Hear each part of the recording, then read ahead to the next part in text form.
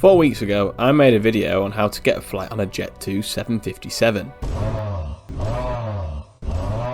As clearly not many people are interested in this topic, I thought the best course of action would be to spend upwards of £300 on a 757 flight with Jet2.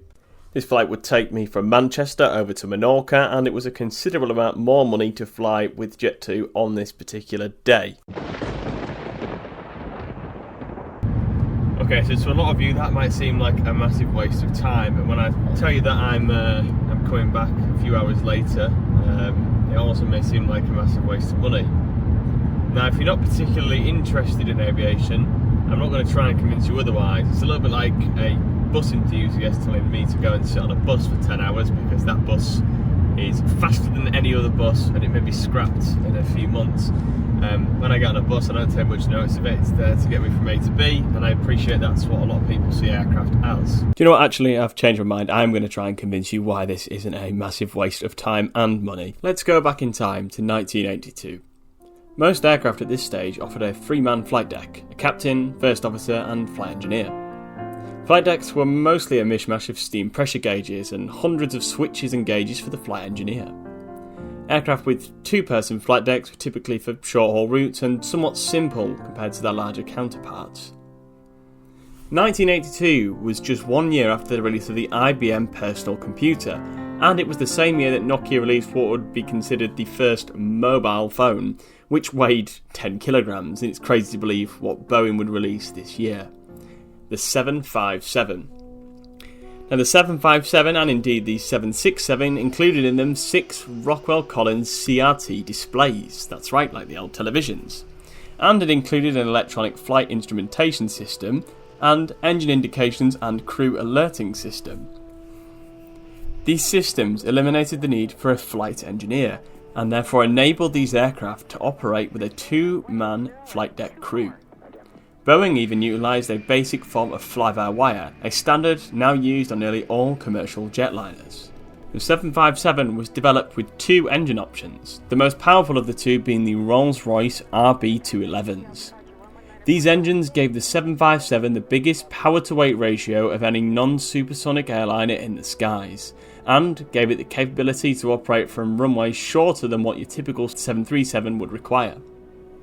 It was nicknamed the Atari Ferrari for its advanced flight systems and incredible performance. Over 1,000 aircraft were built from 1982 to 2004, with Boeing stopping their production due to dwindling orders, but no direct replacement was ever built. With airframes now aging, airlines in Europe began phasing them out, and now we are left with only 6 passenger 757s in the UK, all of which are owned by Jet2. So yes, in this video I've spent £300 to take me and my missus to Menorca to come straight back home just a few hours later. And the aircraft I'm on today, G-LSAI, is 37 years old and probably only has a few weeks of service life left. It had a pretty bad tail strike back in 2017, and it's often posted online for its incidents and returns to base due to technical issues. But it's probably going to be my last shot at flying the 757 and hearing those Rolls-Royce engines for one last time. And with that, enjoy this trip report.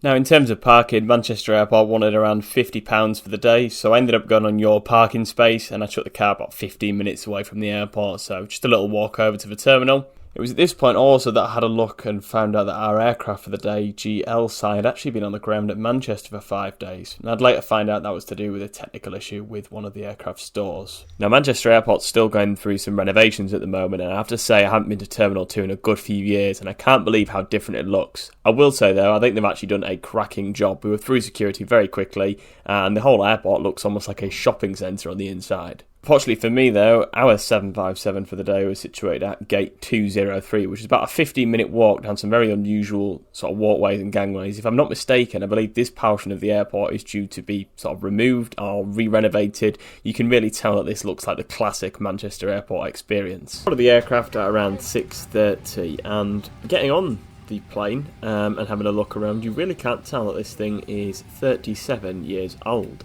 The only telling thing about its past is possibly some of the overhead lighting for no smoking and fasten seatbelt signs. Some of that has still got the Chinese writing on it from this aircraft's time with China Southern Airlines in the 1990s.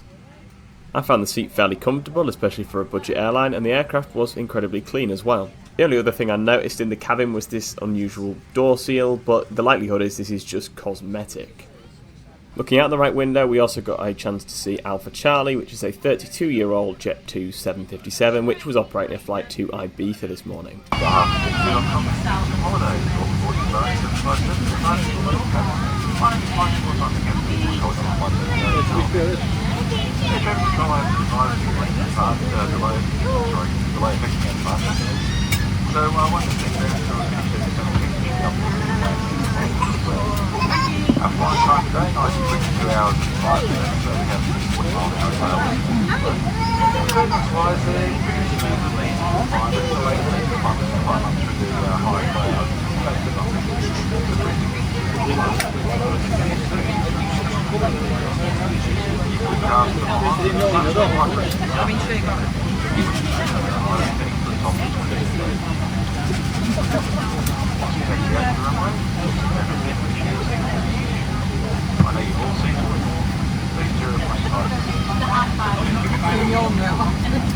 As I'm sure you can tell, there was clearly an issue with the captain's microphone for the PA announcements, and therefore we couldn't really hear a great deal. Sadly, there was a technical fault with the tug, which did mean that we were delayed for about an hour sat on the ground, but due to the relatively short flight time today and the tailwind that we had, we were able to make up that time and still land only 7 minutes delayed in Menorca.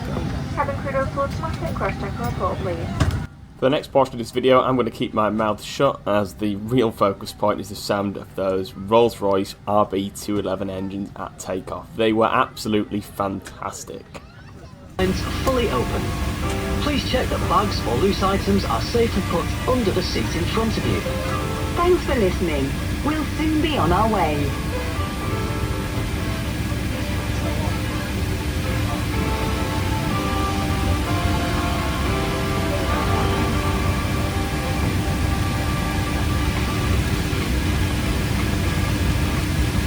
In the captain's own words, we had a bit of a Conga Line waiting for takeoff, with two of the air tanker leased Jet2 A330s in the queue, and then behind us one of the new A321 Neos. The wait though was definitely worth it. Just listen to those Rolls-Royce engines.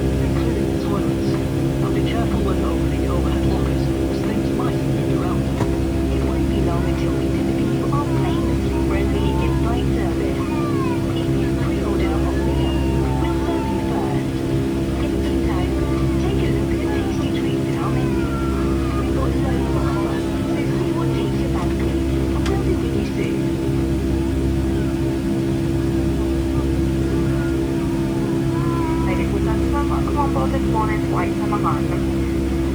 Please be aware that the flight has a reserved one toilet at the front. We just ask that if you're sat in rows 1 to 10, you use the forward toilet, and from rows 11 onwards, we just use the 2 middle toilets that are seated around there.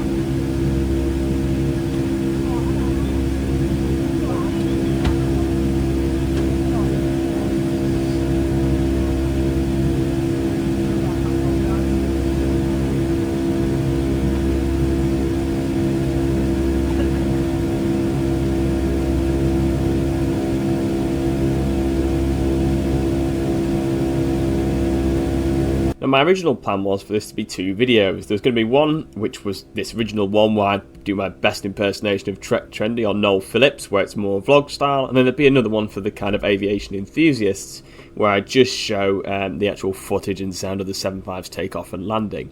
Now, the reason there is just one video is because, well, there's one small detail about the 757 which I might have forgotten.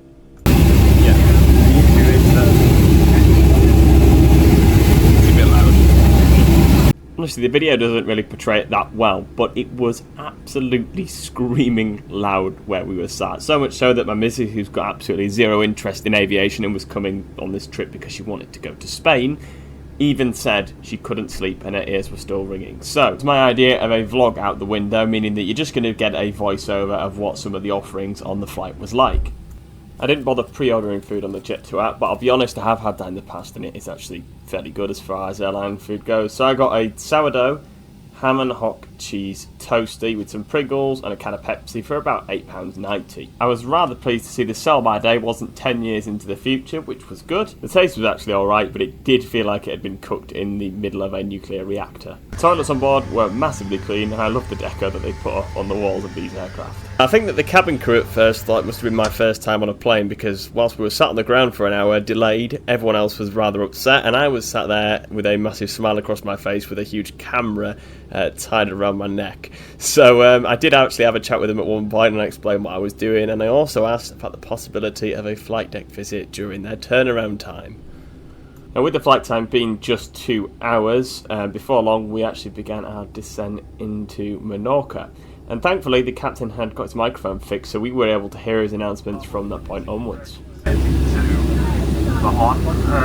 air traffic control like to start us out early to get us under the departure traffic from Barcelona and the Balearic Islands. We're looking still at landing at 10:55. At the moment they're using the northerly runway, so as we get closer to Menorca we're going to loop around to the south of the airport and then come back into the north. The current weather, it's light breeze to the south, clear skies and a temperature of 20 degrees. I'll inform you if there are any significant changes from the times I just gave you, but otherwise from both myself and Cal, hope you enjoyed the flight today. Look forward to welcome aboard and have a great holiday on Menorca. Take care, bye-bye.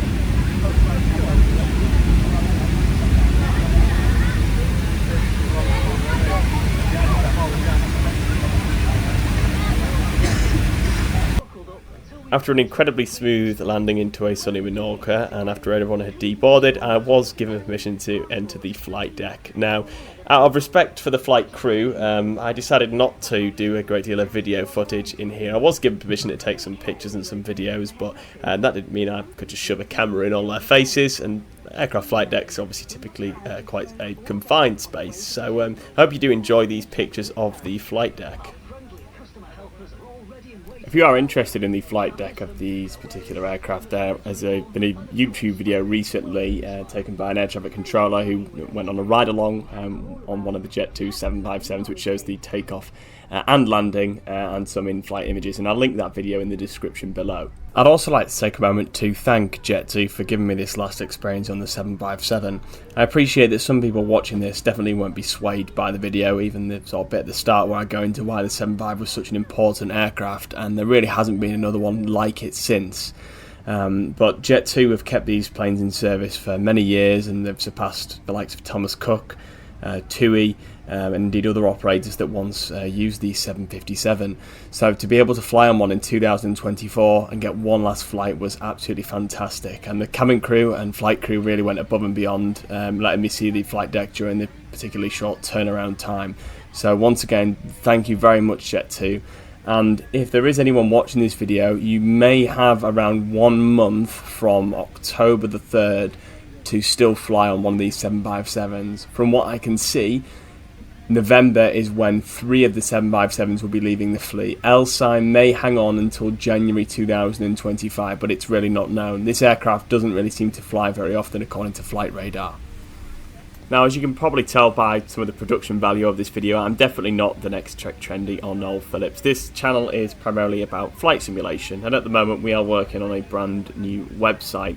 However, I do have another video coming up, a bit of a trip report on the Ryanair flight back from this trip, which took place just about 6 hours later on. So if you want to see that video, do hit that subscribe button, and if flight simulation interests you as well, make sure you subscribe, because there will be some more content coming in the coming months. Thank you all ever so much for watching this video, and leave your thoughts in the comments below. We shall see you in the next one.